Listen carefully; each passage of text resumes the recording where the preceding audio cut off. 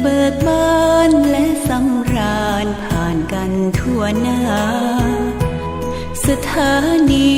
วิทยุเพื่อการศึกษาพระพุทธศาสนาวัฒนธรรมนำเชิดชูวัดฝายหิน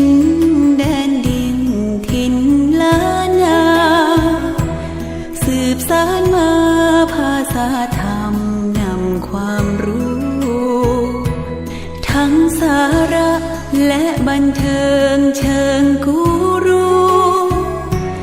เปิดฟังดูจากใจครูผู้สอนธรรมคลื่น104.50หมุนมานะ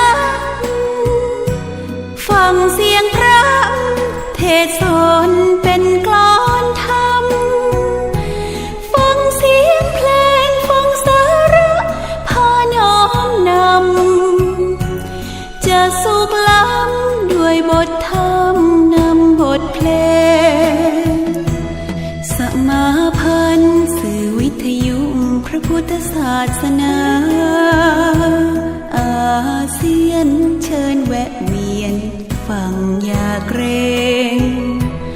ทั้งข่าวสารธรรมะและบทเพลงคลื่นกันเอ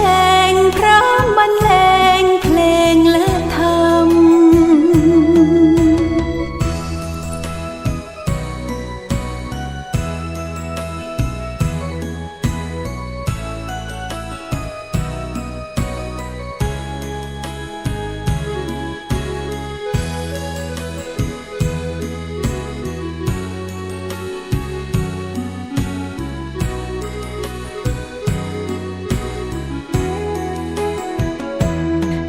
104.50หมุนมานะฟังเสียงพระเทศสอนเป็นกลอนธรรมฟังเสียงเพลงฟังสาระพาน้อมนำจะสุขล้ำด้วยบทธรรมนำบทเพลงสมาพันธ์สื่อวิทยุพระพุทธศาสนาอาเซียนเชิญแวะเวียนฟังอย่าเกรงทั้งข่าวสารธรรมะและบทเพลงคลื่นกันเอง